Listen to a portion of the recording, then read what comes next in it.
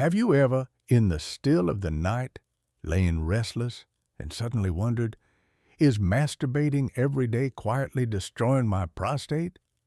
That question has haunted countless men, especially after turning 50, when each late-night trip to the bathroom or faint ache below jolts you awake. Online, warnings flood in. Inflammation, damage, even cancer. Frightening just to hear. But what if I told you the truth might be the exact opposite? That what you've long believed may have needlessly burdened you with years of worry? Today, I will tell you about a Harvard study that caught the attention of the medical world. A study to tracking over 30,000 men for nearly 2 decades, and its results could change the way you see your own sexual health. This is not merely a story about desire or personal habits, but about a secret that may protect the prostate and extend life. Stay until the end, because one piece of information I'm about to share could let you sleep more peacefully every night, free from fears that may never have been true. Have you ever believed such warnings with fear in your heart? If your answer is yes, the next part may truly surprise you. In the past, I thought taking care of myself was something sensitive, even a little shameful to mention, especially past 50. Then one day, over coffee with an old friend, he told me he had been losing sleep because he'd read online that frequent masturbation would cause inflammation, weakness, even prostate cancer. Listening to him, I saw my own image from years ago. How just reading a few warning lines could keep me up all night, every backache or hesitant urine flow making me whisper to myself, "Oh no, something's wrong with me." This fear is far more common than you think. When we are young, few men pay attention to that tiny gland deep below the bladder. But as we age, the body begins sending signals we can't ignore. Each time we wake at night to urinate, each strange pressure makes the mind spiral with questions. Is it something I did wrong? And daily masturbation, a natural instinct, suddenly becomes the prime suspect. I know that feeling. Caring for your health, but embarrassed to tell anyone, afraid of being judged or laughed at.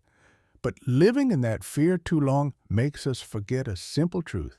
Not everything online is true. Some fears survive only because we keep hearing one-sided claims without anyone trustworthy to explain them clearly. I share this story not to encourage excess, but so that we, men in midlife and beyond, can look at our bodies with understanding, not fear. Because there are large-scale studies tracking tens of thousands of men for many years that reveal a picture entirely different from what we've been told. But before I share those results, ask yourself, for how many years have you lived under the pressure of warnings that might be false? And if the truth is the opposite, have you been worrying too much over something entirely natural? Sometimes the real harm is not in what we do, but in the fear that eats away at us each day. If this story touches a hidden worry of yours, stay with me.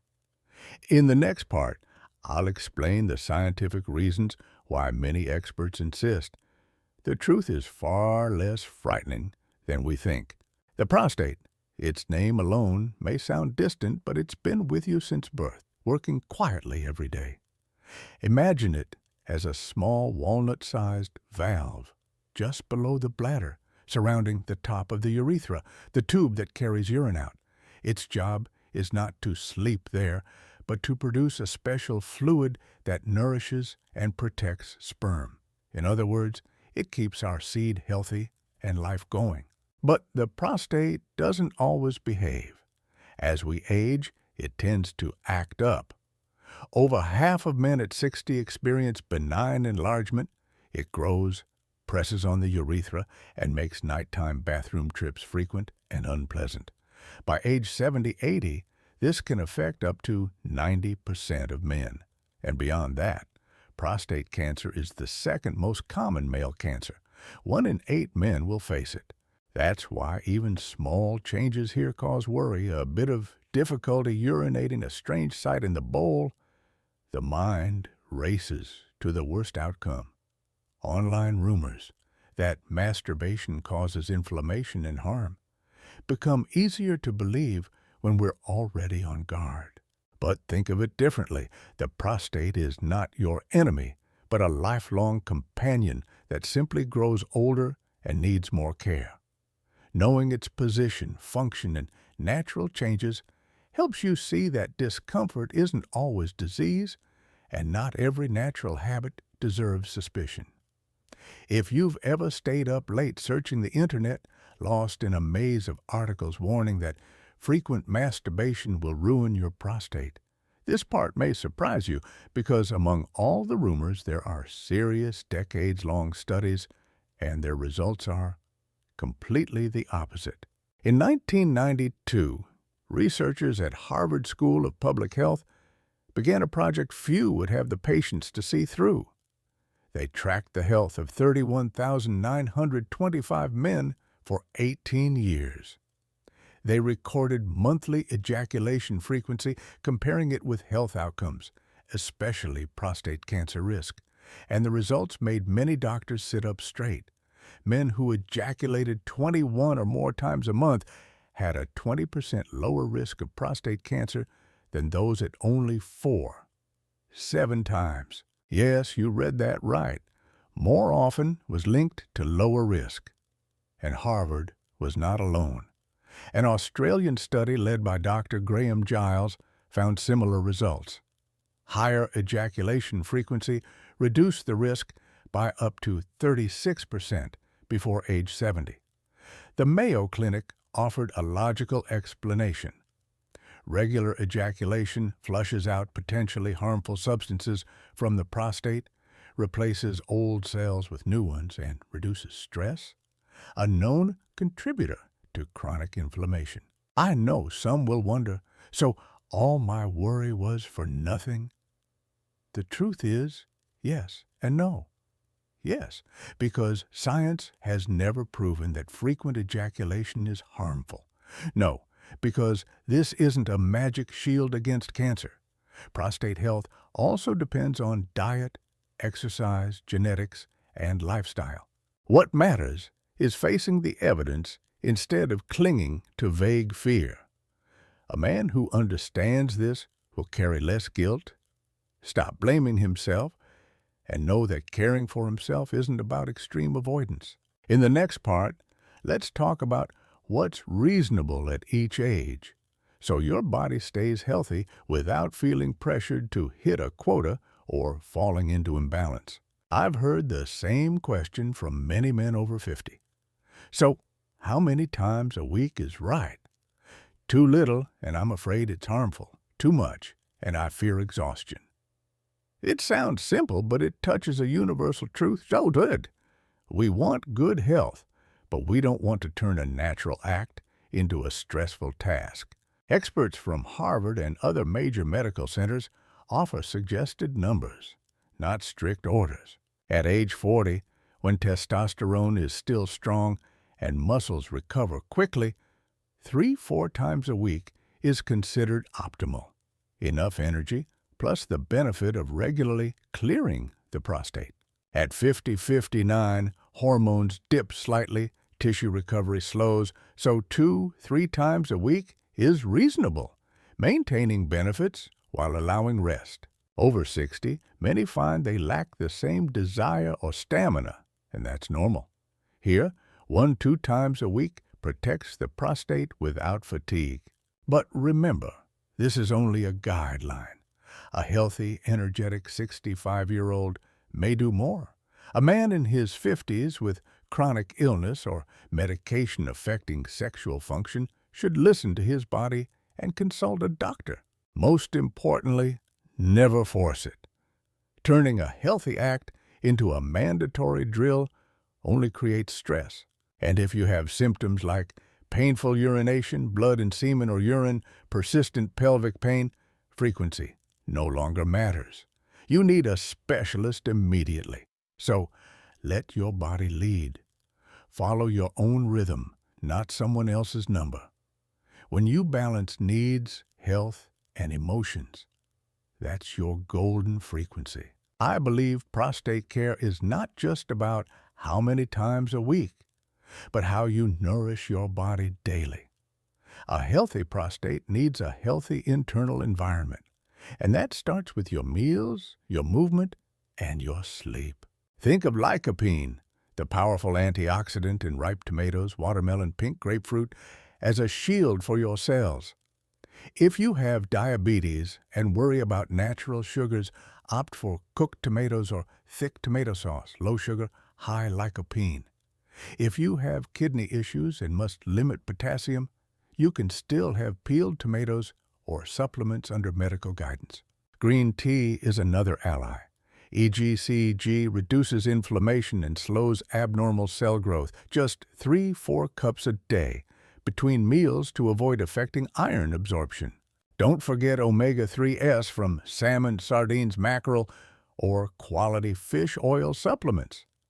They reduce inflammation, improve circulation, and support sexual function. And movement is exercise for both your prostate and your whole body. You don't need marathons or heavy weights, just 150 minutes a week of moderate activity. Brisk walking, cycling, swimming, even gardening. Weight matters too. Excess weight, especially belly fat, raises the risk of aggressive prostate cancer. And finally, sleep. Get 7-8 hours a night for full hormone balance and reduced nighttime urination. Your prostate reflects your lifestyle. When you nourish your body with healthy food, stay active, sleep well, and keep a peaceful mind, every other measure, frequency, supplements, works better. One truth must be clear. Even with a perfect diet, regular exercise, and balanced frequency, the prostate can still have problems.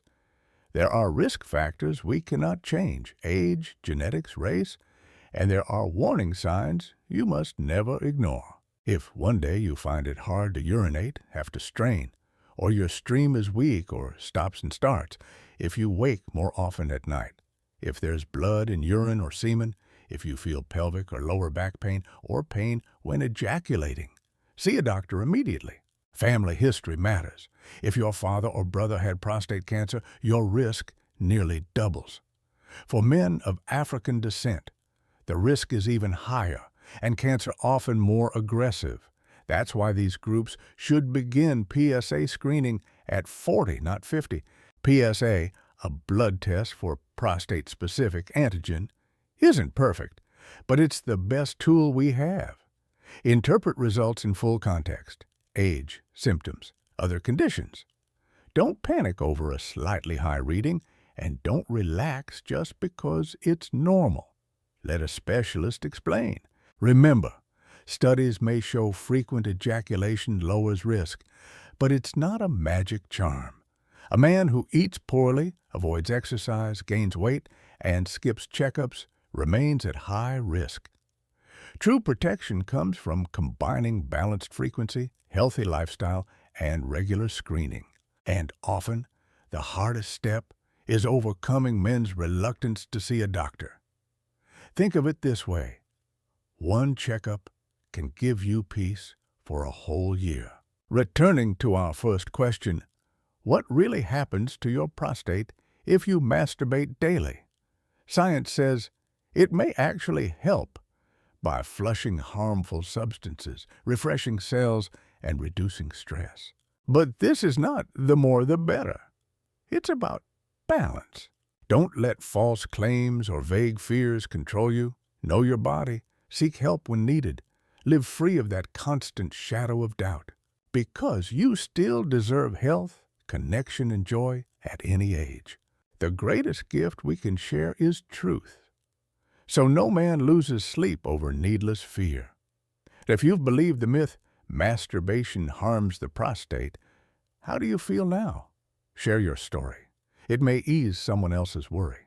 If you found this helpful, subscribe and ring the bell so I can bring more clear, heartfelt medical guidance. You are not alone.